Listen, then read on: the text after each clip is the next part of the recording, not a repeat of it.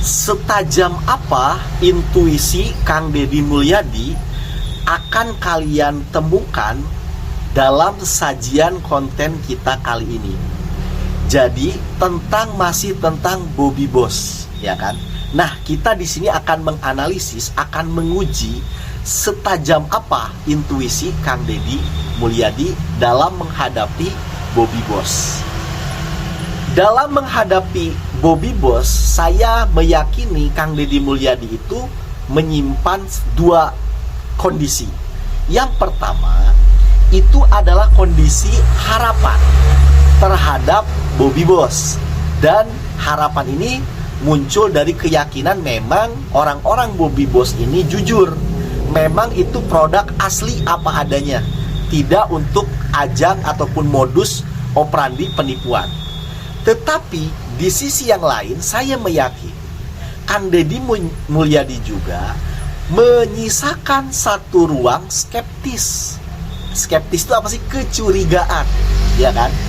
Apa jangan-jangan dia bohong nih? Apa jangan-jangan ini produk abal-abal aja, cuma untuk penipuan? Tetap di dalam dua kondisi ini, saya meyakini ada di Kang Deddy Mulyadi. Karena memang orang dengan IQ tinggi, dengan kecerdasan yang mumpuni, itu selalu dalam menghadapi satu masalah, dia akan menghadirkan dua kondisi ini. Harapan dengan percaya, kemudian tapi di sisi yang lain, dia tetap menyisakan ruang-ruang skeptis ataupun kecurigaan. Nah, begitu ya.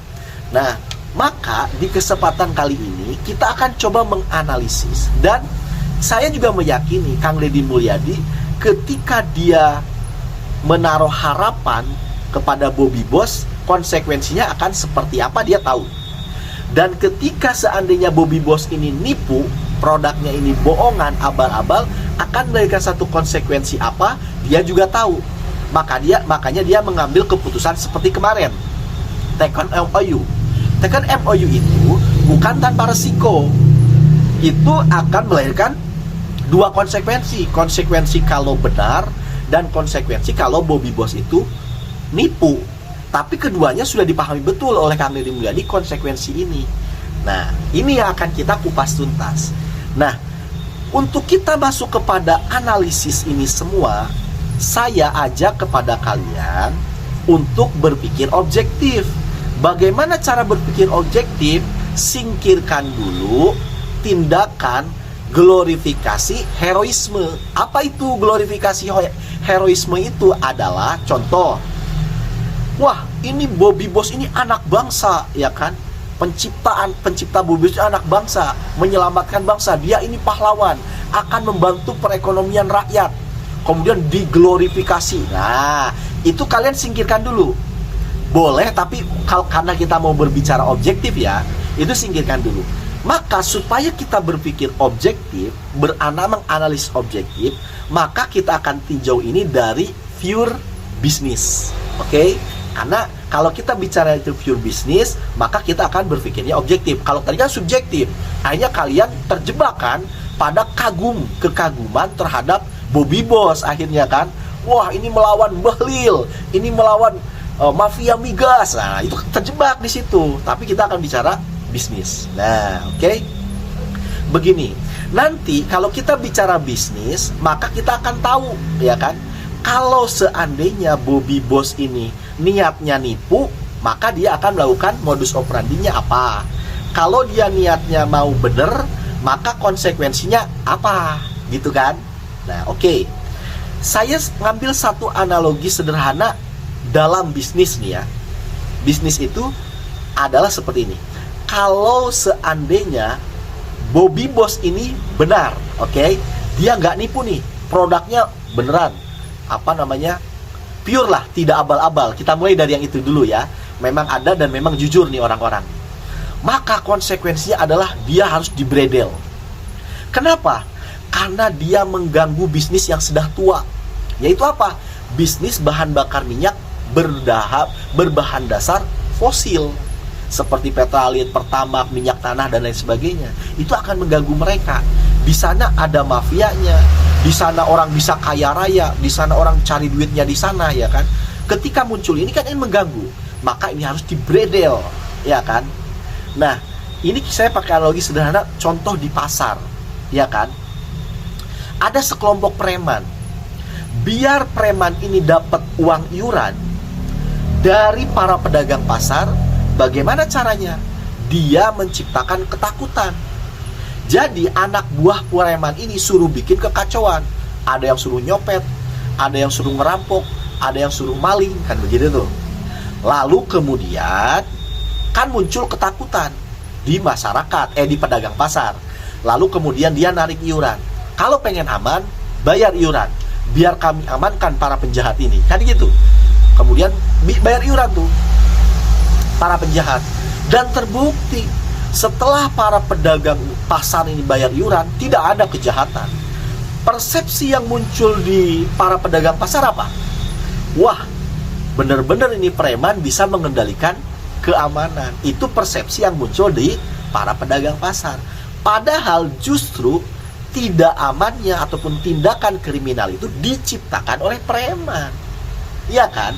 Begitu, itulah cara mainnya, menanamkan satu ketakutan. Satu ketakutan untuk apa? Menghasilkan satu perputaran bisnis, yaitu iuran dari para pedagang pasar. Maka kalau Bobby Boss ini pure, produknya nggak abal-abal, mereka jujur, maka akan timbullah satu skenario, yaitu apa? Nakut-nakutin pasar, nakut-nakutin masyarakat. Contoh nakut-nakutinnya apa? Itu Bobby Boss itu, dia itu cuma bioetanol. Memang dari jerami itu menghasilkan satu bioetanol, kan begitu. Tetapi itu hanya 25% aja dalam kandungan bahan bakar nabatinya. Tetap aja 75%-nya itu menggunakan bahan bakar fosil. Begitu lah, ya kan? Jadi sebenarnya mereka itu hanya mengoplos, ngambil bioetanolnya dari jerami, sedangkan bahan bakunya tetap aja dari fosil. Mereka campur. Hati-hati loh, kendaraan kalian nanti bisa rusak tuh. Karena memang ini adalah hanya oplosan aja antara bioetanol dengan bahan bakar baku fosil, tetapi dibumbui dengan tadi glorifikasi heroisme itu tadi. Anak bangsa nih. Nah, begitu. Nah, ini cara untuk nakut-nakutinnya. Kemudian mereka juga akan membuat semacam satu skenario. Wah, itu mah cuma buat penipuan aja. Mereka tuh sebenarnya rugi. Jual Bobby Boss harganya 4.500, sedangkan Petralit katakan 9.000. Nah, itu kan untuk menutupi 4.500-nya dari mana? Dari investor. Contoh, saya bikin Bobby Boss harganya 4.500, kan saya rugi 4.500. Nah, untuk menutupi ruginya saya nyari investor. Investor invest duit kan, berapa? Untuk nutupi kerugian ini. Kemudian saya kan bikin lagi Bobby Boss ini, dijual kan ke investor. Harganya katakan 4.500. Saya rugi lagi dong 4.500. Bagaimana untuk menutupi? Saya cari investor lain untuk menutupi ini, terus aja gitu. Nah, dia ngambil keuntungannya dari investor yang masuk. Ini kan tidak sehat dalam bisnis. Tapi memang permainan bisnisnya semacam itu. Yang dijual itu tadi, glorifikasi heroisme ini. Nah, ini adalah salah satu bentuk strategi bisnis menanamkan ketakutan di masyarakat, sehingga masyarakat tidak percaya dengan namanya Bobby Boss gitu. Kenapa? Karena memang mengganggu bisnis mereka yang sudah tua, yaitu apa? Bisnis bahan bakar minyak berbasis fosil. Oke? Nah, itu kalau benar ya, kalau jujur nih Bobby Boss. Sekarang kalau bohong, Bobby Boss nih kalau bohong, maka ini semua adalah untuk kepentingan mereka. Untuk kepentingan mereka, yaitu salah satunya untuk bisnis mereka, untuk menipu para investor. Begitu kan? Nah, untuk menipu para investor. Karena kan ini kalau seandainya ini nggak bener nih produk ini ya, dia itu cuma apa? Abal-abal. Logikanya nih, Cina aja kurang canggih apa Cina, tapi kenapa Cina nggak menciptakan itu? Justru mereka misalkan malah bikin mobil listrik kan begitu tuh. Kalau memang mereka udah tahu ini semua ya kan, kenapa mereka nggak bikin produksi massal? Atau Mereka nggak fokus aja sih bikin produksi massal, ngapain harus nyari-nyari, misalkan nawar-nawarin ke investor, dia bikin, dia jual, dia dapat keuntungan kan begitu. Ini pun akan laris manis kan begitu. Ngapain juga harus cari-cari misalkan investor-investor yang terlalu besar, ya dia fokus aja dengan bisnisnya dia kan gitu, nggak usah jadi fokusnya bukan ke investor misalkan, ya kembangin aja perusahaannya dia misalkan begitu. Oh memang dari awal nih orang hanya untuk menipu para investor kan begitu tuh ya kan, untuk demi keuntungan pribadi. Nah itu kalau produknya abal-abal, jadi mereka melakukan ini semua untuk kepentingan kelompok mereka, artinya untuk pribadi gitu ya. Nah sekarang kita kembalikan kepada Kang Deddy Mulyadi, setajam apa sih intuisi Kang Deddy Mulyadi dalam membaca hal ini? Nah itu pasti potensi-potensi yang saya jelaskan nanti Kang Deddy Mulyadi juga sudah paham ke arah sana.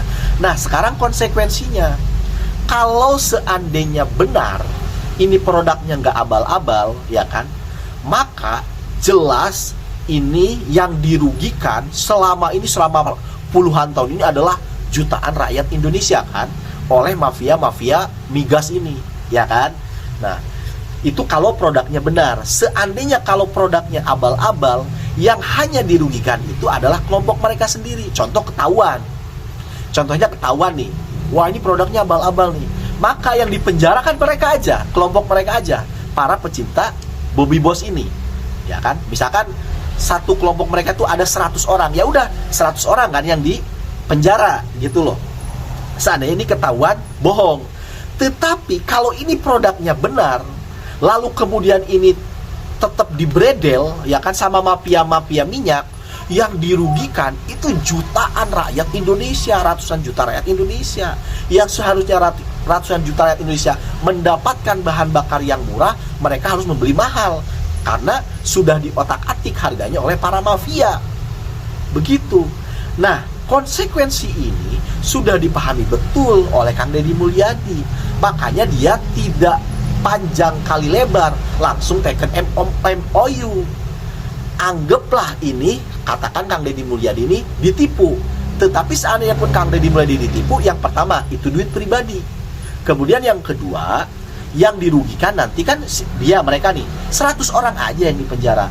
Tetapi kalau ini benar dan Kang Deddy Mulyadi tidak mengapresiasi, artinya Kang Deddy Mulyadi tidak mengapresiasi rakyat, membiarkan rakyat selama ini membeli bahan bakar semahal itu karena sudah melalui proses para mafia, iya kan? Seharusnya rakyat bisa dapat bahan bakar yang lebih murah, ini karena ada permainan mafia dan lain sebagainya, mereka bisa rugi setengahnya loh, bayangin.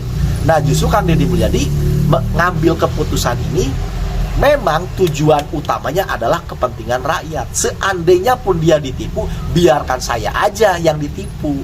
Makanya dia nggak mau tuh pakai misalkan Pemkab ataupun Pemprov, dia teken MOU atas nama pribadi karena dia lebih mengutamakan rakyat. Seandainya pun ini penipuan, maka yang dirugikan adalah saya, bukan rakyat. Tetapi jika ini benar, maka yang diuntungkan itu adalah seluruh jutaan rakyat Indonesia. Dan Kang Deddy Mulyadi mempelopori ini semua, yang pertama kali mensupport ini semua. Untuk apa? Untuk kepentingan rakyat. Itulah yang dipikirkan oleh Kang Deddy Mulyadi. Intuisinya itu setajam itu. Ya dasarnya sih kenapa bang Kang Deddy Mulyadi kok bisa setajam itu ya intuisinya? Ya dasarnya tuh keikhlasan sih, ya kan. Yang dia pikirkan tuh rakyat gitu loh. Bukan kepentingan pribadi, keuntungan pribadi. Kalau keuntungan pribadi, ngapain kerja sama Bobby Boss, ya kan? Kerjasama aja sama mafia migas, mafia bahan bakar fosil, yang jelas-jelas katakan sudah teruji dan lain sebagainya, yang sudah dipakai oleh masyarakat. Kan begitu cara berpikir. Tapi Kang Deddy Mulyadi kan yang diberikan rakyat. Ini ada yang lebih murah, rakyat bisa dibantu, itu dia. Maka itu memberikan satu intuisi yang tajam itu di situ. Oke, ya mudah-mudahan aja, harapan saya ini Bobby Boss bertanggung jawab, tidak abal-abal, tidak niat jahat, ya kan. Ingat, yang kalian hadapi ini orang baik, jangan pernah menzolimi orang baik seperti Kang Deddy Mulyadi. Kami rakyat Indonesia di belakang akan terus mengawati kalian. Bobby Boss jangan sampai aneh-aneh, kalau bisa jujur, ini untuk kepentingan rakyat Indonesia. Terima kasih karena sudah menyimak. Semoga bermanfaat.